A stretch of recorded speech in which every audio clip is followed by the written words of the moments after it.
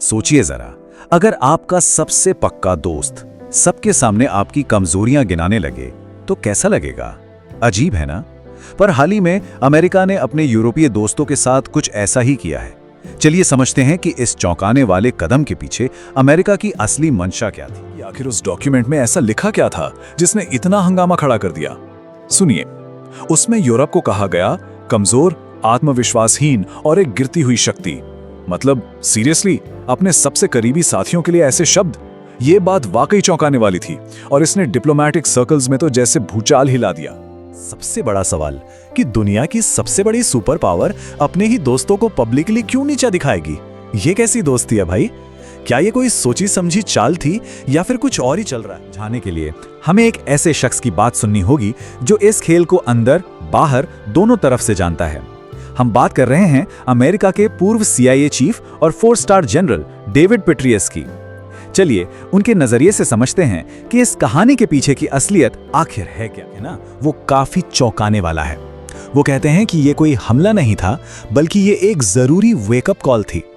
उनके हिसाब से यूरोप को उसकी गहरी नींद से जगाने के लिए ऐसी शॉक थेरेपी ही एक आखिरी रास्ता बचा। शॉक कोई अचानक नहीं दिया गया, इसके पीछे छिपी है अमेरिका की दशकों पुरानी निराशा, जो अपने यूरोपीय साथियों के रवैये को लेकर लगातार बढ़ती ही जा रही। कहानी कोई नई नहीं है। सोचिए, अमेरिका के पिछले चार प्रेसिडेंट्स लगातार यूरोप से कहते रहे कि भाई अपनी सुरक्षा पर थोड़ा ज्यादा खर्च करो, लेकिन नतीजा ढाक के 3 पात।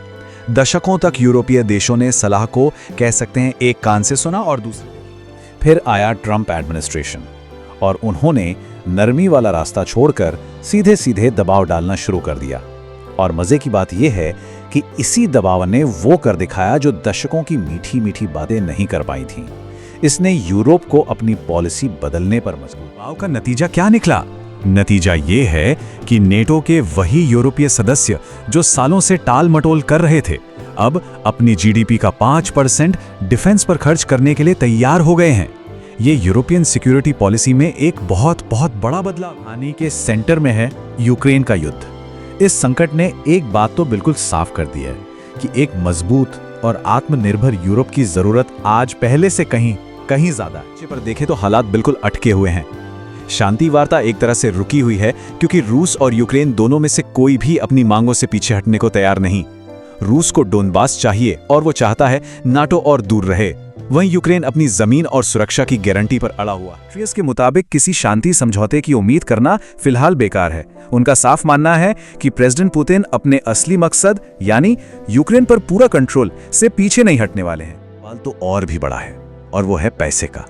यूक्रेन को फिर से अपने पैरों पर खड़ा करने में अंदाजा है कि करीब $500 अरब लगेंगे।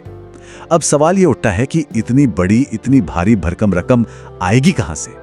इसी सवाल का जवाब एक ऐसे आइडिया में छिपा है जो जितना डेयरिंग है उतना ही कॉन्ट्रोवर्शियल है। यूरोप में जब्त की गई रूसी संपत्ति। जी हां, करीब 210 अरब यूरो की रकम अब यूक्रेन का भविष्य संवारने के काम आ सकती है और यूरोपियन यूनियन इस पर अब काफी गंभीरता से विचार कर रहा है। एक दो-धारी तलवार जैसा है। देखिए, एक तरफ तो ये यूक्रेन को आने वाले कई सालों के लिए फाइनेंशियल सिक्योरिटी दे सकता है, लेकिन वहीं दूसरी तरफ रूस ने एकदम साफ कर दिया है कि उसकी संपत्ति को छूना आग से खेलने जैसा होगा और वो इसे युद्ध का ऐलान तक मान सकता है। तो दांव बहुत ऊंचा है। अगर यूरोप ये कदम उठा लेता है तो ये एक असली गेम चेंजर साबित होगा।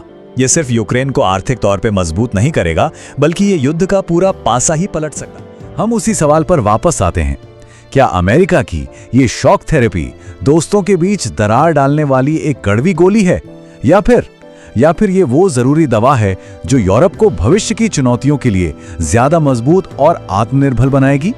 इसका जवाब शायद हमें वक्त ही। शेयर बाजार में निवेश बाजार के जोखिम के अधीन है।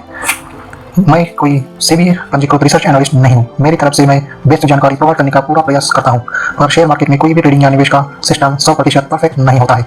इस वीडियो में दिखाई गई जानकारी से आपको शेयर बाजार में 100% लाभ ही होगा, इसकी कोई गारंटी नहीं है। आपको इससे नुकसान भी उठाना पड़ सकता है। इस वीडियो में दिखाई गई जानकारी को सिर्फ एजुकेशनल पर्पज के लिए समझा जाए तथा इसमें बताई गई जानकारी का उपयोग स्वविवेक से करें। मैं इस वीडियो का निर्माता किसी भी नुकसान के लिए उत्तरदायी नहीं हूँ। Thank you.